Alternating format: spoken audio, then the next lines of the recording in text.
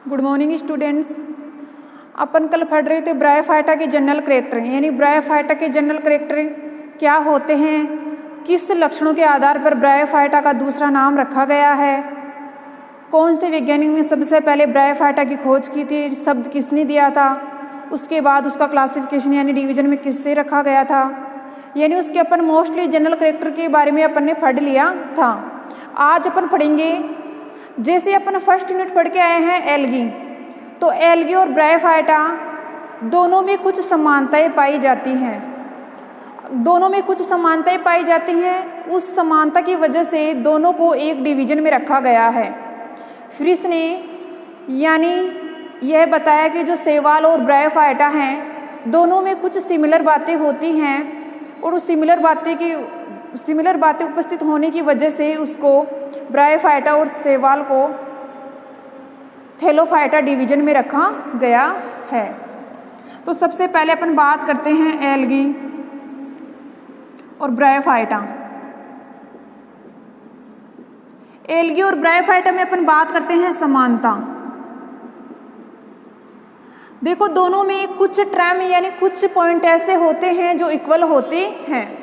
सबसे पहले अपन बात करते हैं एल्गी है, इनका जो बॉडी स्ट्रक्चर होती है उसको क्या बोलते हैं, थैलोइड बोलते हैं। और एक थैलोइड किस प्रकार का होता है, गेमिटोफाइट।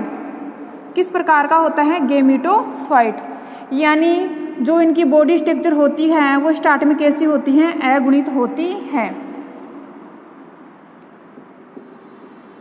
दोनों की जो संरचना होती है, कहने का मतलब एल्गी और ब्रायोफाइटा, इनकी जो संरचना होती है वो क्या होती है, अगुणित होती है। इसी प्रकार ब्रायोफाइटा की भी क्या होती है, अगुणित होती है। सेकंड पॉइंट अपन बात करते हैं, तो इसमें जो कोशिकाएं होती हैं वो दोनों में एक कोशिकी और बहुकोशिकी, यानी अपन को कोशिका देखने की मिलेगी, एल्गी में भी एक कोशिकी मिलेगी या बहुकोशिकी। इसी प्रकार ब्रायोफाइटा में भी क्या मिलेंगे, एक कोशिकी या बहुकोशिकी। इसके बाद अपन बात करते हैं, दोनों में सेवन तंत्र एब्सेंट होता है। दोनों में क्या है, सेवन तंत्र क्या होता है, एब्सेंट होता है। इधर भी क्या है, एब्सेंट। यानी शैवाल भी क्या होते हैं, जल में उपस्थित होते हैं, इसलिए इनको सेवन तंत्र की आवश्यकता नहीं होती है। इसी प्रकार ब्रायोफाइटा है, उसमें भी सेवन तंत्र एब्सेंट होता है, क्योंकि खुद अपने आप में जल में उपस्थित होते हैं और इनकी हाइट भी क्या होती है, छोटी होती है। इसलिए दोनों में वेसिकुलर बंडल यानी सेवन तंत्र या वेसिकुलर सिस्टम एब्सेंट होता है। उसके बाद अपन बात करते हैं, जल निषेचन के लिए आवश्यक होता है दोनों में, यानी निषेचन के लिए किसकी आवश्यकता होती है, दोनों में जनन की। एल्गी में भी जल होगा तभी निषेचन की प्रोसेस होगी, इसी प्रकार ब्रायोफाइटा में जल होगा तभी निषेचन की प्रोसेस होगी। उसके बाद अपन बात करते हैं, इनकी जो कोशिका भित्ति होती है वो सेलुलोज की बनी होती है। कोशिका भित्ति किनकी बनी होती है, सेलुलोज से मिलकर बनी होती है। ब्रायोफाइटा में भी सेलुलोज से मिलकर बनी होती है, यानी दोनों में इक्वल पॉइंट हैं। कोशिका भित्ति सेलुलोज की बनी होती है एल्गी में, और ब्रायोफाइटा में भी सेलुलोज से बनी होती है। इसी प्रकार अगला पॉइंट अपन देखते हैं, तो इसमें जो फ्लैजिला हैं यानी एंथ्रियोजोइड्स होते हैं वो फ्लैजिला युक्त होते हैं, और इसी में भी क्या होते हैं, एंथ्रियोजोइड्स फ्लैजिला युक्त होते हैं। यानी जितने भी एंथ्रियोजोइड्स बनते हैं एल्गी में वो कैसे होते हैं, फ्लैजिला युक्त होते हैं। इसी प्रकार ब्रायोफाइटा में भी जो एंथ्रियोजोइड्स बनते हैं, पूदानी से एंथ्रियोजोइड्स बनते हैं, वो क्या रखते हैं, फ्लैजिला रखते हैं। पूदानी में जो एंथ्रियोजोइड्स होते हैं वो फ्लैजिला क्यों रखते हैं, क्योंकि जो एंथ्रियोजोइड्स होते हैं वो ही गति करते हैं, यानी एग कभी गति नहीं करता है, एग के पास गति करता हुआ एंथ्रियोजोइड्स जाता है। उसके बाद अपन बात करते हैं तो इसमें भोजन होता है मंड के रूप में। भोजन किसके रूप में होता है? स्टार्च के रूप में, अपन कह सकते हैं मंड के रूप में। तो ये क्या है? सिमिलर बातें हैं दोनों में। तो एल्गी और ब्रायोफाइटा में कुछ विशेष लक्षणों की वजह से इन दोनों को कुछ पॉइंटों के जो सेम लक्षण हैं उन पॉइंटों के आधार पर फ्रिश नामक वैज्ञानिक ने इन दोनों को डिवीजन में रखा गया, थैलोफाइटा डिवीजन में रखा गया। जैसे इन्होंने थैलोफाइटा डिवीजन में रखा तो इन कुछ पॉइंटों की जो सिमिलर बातें थी उनके आधार पर इनको रखा गया। यानी सबसे पॉइंट है, सबसे पहले कि इनमें जो वीडियो होती है वो गेमेटोफाइट से स्टार्ट होती है, एगोनिस्ट से दोनों में। उसके बाद कोशिका होती है, दोनों में एकोशिकी और बहुकोशिकी होती है। उसके बाद दोनों में सेवन तंत्र एब्सेंट होता है। अगला पॉइंट है निषेचन के लिए जल की आवश्यकता होती है दोनों में ही। कोशिका भित्ति सेलुलोज की बनी होती है। उसके बाद है जो एंथ्रोजोइड्स होते हैं वो फ्लैजेला युक्त होते हैं दोनों में। उसके बाद अपन बात करते हैं जो इनकी जो भोजन संचित होता है, स्टोरेज होता है, वो दोनों में किसके रूप में होता है? मंड के रूप में होता है। अब ये हो गई दोनों की समानता। अब पढ़ेंगे अपन दोनों में डिफरेंट, यानी एल्गी और ब्रायोफाइटा में क्या डिफरेंट है जिसकी वजह से एल्गी और ब्रायोफाइटा को दोनों को अलग अलग डिवीजन में रखा गया है। अब हम पढ़ेंगे जो ब्रायोफाइटा और एल्गी में क्या अंतर है, यानी कुछ पॉइंट ऐसे होते हैं उनके आधार पर एल्गी और ब्रायोफाइटा को अलग अलग डिवीजन में रखा गया है। तो सबसे पहले एल्गी में अपन देखते हैं जो एल्गी होती है, यानी एल्गी के जितने भी शैवाल यानी जितने भी उदाहरण हैं वो किस में प्रेजेंट होते हैं? जल में। फर्स्ट अंतर क्या है? इसमें जल में उपस्थित होते हैं। उसके बाद अगर अपन इधर की बात करते हैं ब्रायोफाइटा की, तो ब्रायोफाइटा के जो पादप होते हैं जल और स्थल दोनों पर उपस्थित होते हैं। जल और स्थल दोनों पर उपस्थित होते हैं। इसलिए जल और स्थल दोनों पर उपस्थित होते हैं, इसलिए ब्रायोफाइटा का दूसरा नाम क्या है? उभयचर। यानी अपन कह सकते हैं जो उभयचर नाम रखा गया है, इनके जो अवस्था होती है आवास की अवस्था, उसके आधार पर ब्रायोफाइटा को उभयचर रखा गया है। यानी अपन कह सकते हैं ब्रायोफाइटा का दूसरा नाम उभयचर क्यों रखा गया है? क्योंकि ब्रायोफाइटा हैं स्थल और जल दोनों पर उपस्थित होते हैं, इसलिए ब्रायोफाइटा को उभयचर भी कहा जाता है। लेकिन जो एल्गी होती है वो मोस्टली जल में उपस्थित होती है, यानी स्थल पर एब्सेंट होती है। ये किस में प्रेजेंट होती है? मोस्टली जल में। इसके बाद अपन बात करते हैं सेकंड पॉइंट की, जो इनकी जो बॉडी स्ट्रक्चर है, संरचना है, वो साकित होती है या असाकित। यानी जो संरचना होती है एल्गी की वो शाखाओं में डिवाइड होती है या शाखाओं में डिवाइड नहीं होती है। इसी प्रकार अपन बात करते हैं ब्रायोफाइटा की, तो ब्रायोफाइटा में जो पादप होता है वो द्विभाजी होता है, द्विभाजी शाखित। यानी इनकी जो शाखाएं होती हैं वो भी आगे जाके क्या रहती हैं? डिवाइड रहती हैं, तो उसको बोलते हैं द्विभाजी शाखित। और लेकिन एल्गी में क्या होते हैं? शाखित और अशाखित, यानी शाखा निकल भी सकती है या शाखा एब्सेंट भी हो सकती है। उसके बाद ब्रायोफाइटा में अपन देखते हैं द्विभाजित, यानी जो शाखाएं निकलती हैं, ऐसे जैसे शाखा निकलती हैं वो शाखा भी क्या होती हैं? आगे जाके डिवाइड रहती है, उसको बोलते हैं द्विभाजी। और शाखित किसको बोलते हैं? जैसे मुख्य प्लांट है उनसे शाखा निकल गई या उनसे शाखा निकलती भी ही नहीं है, उसको बोलते हैं अशाखित। और द्विभाजित को बोलते हैं एक शाखा से या एक शाखा है अनेक और शाखाओं में डिवाइड हो जाती है, उसको बोलते हैं द्विभाजित। उसके बाद अगला पॉइंट है ब्रायोफाइटा, ये जो शैवाल होते हैं उनमें अलग अलग पिगमेंट पाया जाता है, जैसे फ्यूकोजेंथिन, फाइकोसाइनिन, R-फाइकोइरिथ्रिन। यानी इनमें जो वर्णक होते हैं एल्गी में अलग अलग प्रकार के वर्णक देखने को मिलते हैं। किसी शैवाल में फ्यूकोजैंथिन उपस्थित होता है, किसी शैवाल में फाइकोसाइनिन उपस्थित होता है, किसी शैवाल में आर फाइकोइरिथ्रिन प्रेजेंट होता है। तो मोस्टली अपन बात करते हैं तो ब्रायोफाइटा की, तो ब्रायोफाइटा में मोस्टली जो पिगमेंट होता है वो होता है क्लोरोफिल। कौन सा होता है? क्लोरोफिल पिगमेंट होता है। यानी ब्रायोफाइटा में एक ही वर्णक उपस्थित होता है और उस वर्णक का नाम है क्लोरोफिल। लेकिन जो शैवाल होते हैं उनमें अलग अलग प्रकार का वर्णक देखने को मिलता है।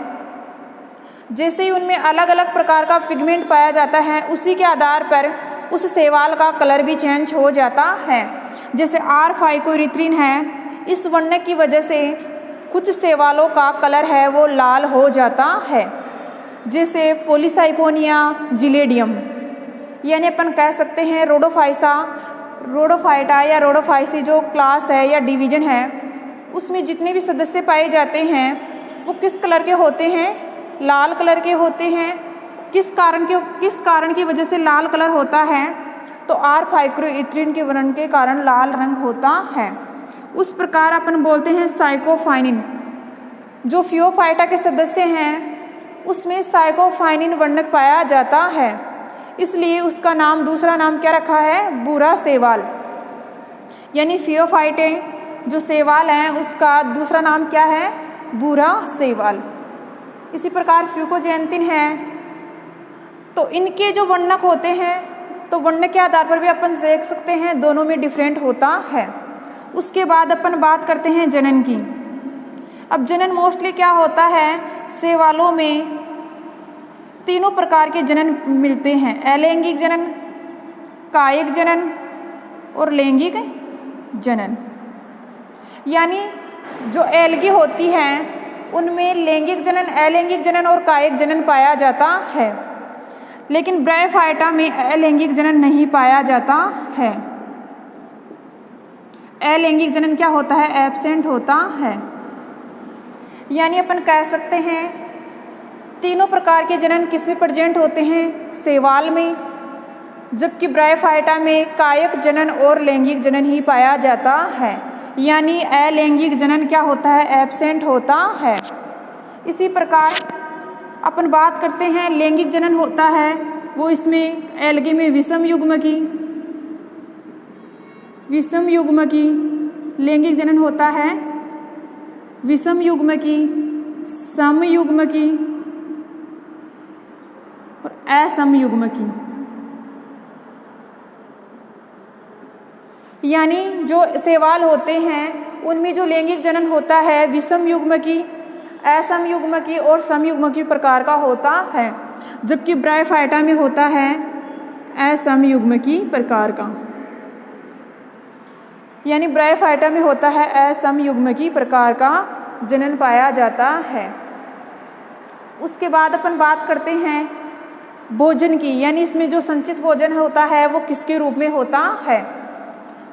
जैसे अपन बात करते हैं इनमें संचित भोजन होता है, एल्गी में संचित भोजन अलग अलग होता है। जैसे मेनिटोल होता है, मेनिटोल, एल्कोल, लेमिनेरिन। तो ये किस में होता है भोजन? शैवालों में। जैसे ब्रायोफाइटा में होता है सिर्फ मंड के रूप में। तो ये क्या है? ब्रायोफाइटा और एल्गी के डिफरेंस। यानी अपन कह सकते हैं ब्रायोफाइटा और एल्गी में कुछ डिफरेंस है, उसकी वजह से इनको अलग अलग डिवीजन में रखा गया है।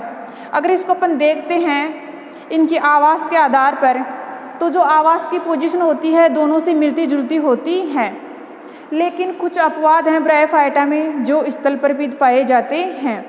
लेकिन अपन मोस्टली बात करते हैं तो दोनों में इक्वल पॉइंट होता है। लेकिन कुछ पॉइंट ऐसे होते हैं जो सिर्फ एल्गी में ही लागू होते हैं और कुछ पॉइंट ऐसे होते हैं जो सिर्फ ब्रायोफाइटा में लागू होते हैं। जैसे सबसे पहले अपन बात की थी जल में उपस्थित, उसके बाद है ब्रायोफाइटा जल और स्थल दोनों में उपस्थित थे, इसलिए इनका नाम क्या रखा? उभयचर। उसके बाद है जो बॉडी संरचना होती है, देखो मोस्टली जो शैवाल है उनमें सिर्फ एक ही है कारा, जिनकी बॉडी संरचना होती है वो साकित या असाकित होती है। बाकी शैवालों में बॉडी संरचना वो डिवाइड होती ही नहीं है। जबकि ब्रायोफाइटा है उनमें जो शाखाएं निकलती हैं वो भी आगे जाके क्या होती हैं, डिवाइड हो जाती हैं, उसको बोलते हैं द्विभाजित। उसके बाद अपन बात करते हैं जो पिगमेंट होता है वो ब्रायोफाइटा में मोस्टली एक ही होता है, क्लोरोफिल। यानी मोस्टली कौन सा होता है, क्लोरोफिल होता है, जबकि जो एल्गी होते हैं उनमें अलग अलग प्रकार के वर्णक देखने को मिलते हैं। तो ये भी क्या है, डिफरेंस है। उसके बाद अपन बात करते हैं जो भोजन होता है वो शैवालों में अलग अलग रूप में स्टोर रहता है। किसी शैवाल में मंड के रूप में रहता है, किसी शैवाल में लेमिनेरिन के रूप में रहता है, किसी शैवाल में एल्कोहल के रूप में रहता है। लेकिन ब्रायोफाइटा है उसमें जो भोजन होता है वो सिर्फ मंड के रूप में ही होता है। सिर्फ किसके रूप में होता है, मंड के रूप में ही होता है। उसके बाद अपन बात करते हैं जनन की। तो मोस्टली जो शैवाल होते हैं उनमें तीनों प्रकार का जनन पाया जाता है। शैवालों में सबसे ज़्यादा प्रचलित है कायिक जनन, उसके बाद है अलैंगिक जनन, उसके बाद है लैंगिक जनन। और कुछ शैवाल ऐसे भी होते हैं उनमें लैंगिक जनन एब्सेंट होता है, जैसे नील हरित शैवाल। क्लासिफिकेशन किया था स्मिथ वाला, यानी क्लासिफिकेशन की बात की थी स्मिथ वाले क्लासिफिकेशन की, तो उसमें मैंने बताया था कि जो नील हरित शैवाल है साइनोफाइटा डिवीजन आया था, और उसका दूसरा नाम भी मैंने बताया था कि इसको दूसरा नाम क्या है, नील हरित शैवाल। लेकिन इस जो डिवीजन की है एक मुख्य बात क्या थी कि इस डिवीजन में पाए जाने वाले शैवालों में लैंगिक जनन नहीं होता है, लैंगिक जनन नहीं होता है। तो आपको ये भी ध्यान रखना है कि जो नील हरित शैवाल है या साइनोफाइटा है या साइनोफाइसी के जो सदस्य हैं उनमें लैंगिक जनन एब्सेंट होता है, यानी वहाँ पर लैंगिक जनन और कायिक जनन, अलैंगिक जनन और कायिक जनन ही होता है। लेकिन जैसे अपन बात करते हैं ब्रायोफाइटा में, तो ब्रायोफाइटा में कायिक जनन और लैंगिक जनन होता है, जबकि अलैंगिक जनन है वो एब्सेंट होता है। अलैंगिक जनन क्या होता है, एब्सेंट होता है। उसके बाद अपन बात करते हैं जो लैंगिक जनन होता है वो विषम युग्म की, समयुग्म की, असमयुग्म की प्रकार का होता है। शैवालों में किस प्रकार का होता है, विषम युग्म की, समयुग्म की, असमयुग्म की। अब देखो ये तीनों टर्म हैं, तो इन तीनों टर्मों में क्या अंतर है। विषम युग्म की किसे कहते हैं, दो असमान युग्मक हो, यानी मेल और फीमेल। उसके बाद अपन बात करते हैं समयुग्म की, यानी यहाँ पर युग्मक क्या हो, दोनों क्या हो, समान हो। उसके बाद है असमयुग्म की। असम का क्या होता है, दोनों युग्मक क्या है, समान तो है लेकिन जो उनकी बॉडी स्ट्रक्चर है वो क्या होती है, असमान होती है। तो विषम युग्मक में कह सकते हैं अपन मेल और फीमेल गैमेट्स आपस में संलयन होते हैं। उसके बाद अपन कह सकते हैं समयुग्मकी। समयुग्मकी में क्या होते हैं, दोनों गैमेट्स क्या होते हैं, एक ही कैटेगरी के होते हैं। दोनों गैमेट्स क्या होते हैं, एक ही कैटेगरी के होते हैं, इसलिए इनका नाम क्या रखा, समयुग्मकी। क्या नाम रखा, समयुग्मकी। अब इसी से एक शब्द है असमयुग्मकी। अगला पॉइंट है असमयुग्मकी। अब असमयुग्मकी में क्या है कि युग्मक तो क्या है, दोनों समान है, कंडीशन से क्या है, दोनों समान है, लेकिन इसकी जैसे ही बॉडी स्ट्रक्चर की बात की जाए, सेल स्ट्रक्चर की बात की जाए, वो दोनों में क्या होती है, डिफरेंट होती है। दोनों गैमेट्सों में वो क्या होती है, डिफरेंट होती है। इसलिए लैंगिक जनन भी कितने प्रकार से होता है, विषम युग्मकी, समयुग्मकी और असमयुग्मकी। तो अपन कह सकते हैं विषम युग्मकी में दोनों गैमेट्स मेल या फीमेल आकार आकृति में ये क्या होते हैं, समान होते हैं कंडीशन में, यानी एक ही कैटेगरी से निकलते हैं। उसके बाद अपन कह सकते हैं समयुग्मकी, दोनों गैमेट्स क्या होते हैं, आकार साइज में क्या होते हैं, सेम होते हैं। थर्ड है असमयुग्मकी। यहाँ पे समान तो होंगे दोनों, लेकिन उनकी जो आकार होती है, आकृति होती है ऐसे, वो क्या होती है, दोनों में डिफरेंट होती है। जबकि ब्रायोफाइटा में जो लैंगिक जनन होता है वो असमयुग्मकी प्रकार का होता है, यानी युग्मक तो क्या होंगे, समान होंगे, लेकिन दोनों में जो आकृति है, पोजीशन है, वो दोनों में क्या होगी, डिफरेंट होगी। तो इस आधार पर अपन ब्रायोफाइटा और शैवाल को अलग अलग भागों में डिवाइड कर सकते हैं। तो मोस्टली इनमें जो मेन पॉइंट है 3-4 ये आपको ध्यान रखना है, किस में उपस्थित होते हैं, किस वर्ण, यानी किसके आधार पर इनको अलग रखा गया, तो वर्ण के आधार पर, भोजन के आधार, आपको 4 पॉइंट ध्यान रखना है, उपस्थिति के आधार पर, वर्ण के आधार पर, संरचना के आधार पर और जनन के आधार पर, और एक है वर्ण के आधार पर। यानी ये 5 पॉइंट हैं, उनके आधार पर अपन ब्रायोफाइटा और शैवाल में डिफरेंस कर सकते हैं। यानी उनके आधार पर अपन ब्रायोफाइटा और एल्गी में बता सकते हैं कि ये इसमें प्रेजेंट होता है, ये इसमें प्रेजेंट होता है, और उसी पॉइंटों के आधार पर इनमें डिफरेंस का पता चल जाता है। लेकिन कुछ बातें क्या होती हैं, सिमिलर होती हैं, तो आपको क्या याद रखना है, डिफरेंट बातें याद रखनी है। ठीक है, नेक्स्ट क्लास में अपन पढ़ेंगे इकोनॉमिक इम्पोर्टेंस ऑफ ब्रायोफाइटा, यानी ब्रायोफाइटा का आर्थिक महत्व क्या है, उसके बारे में अपन चर्चा करेंगे। देखो इकोनॉमिक इम्पोर्टेंस क्या है, हर ब्रायोफाइटा है उसका आर्थिक महत्व होता है। जैसे ही बेनिफिट होता है उसके साथ उसका जो हार्मफुल होता है वो भी होता है, यानी हार्मफुल इफेक्ट भी होता है। तो कोई भी चीज़ होती है तो उसकी 2 कंडीशन लागू होते हैं, एक तो बेनिफिट, एक हार्मफुल। यानी लाभदायक के साथ साथ वो क्या रहता है, हानिकारक भी रहता है। वो अपन नेक्स्ट क्लास में पढ़ेंगे। ठीक है।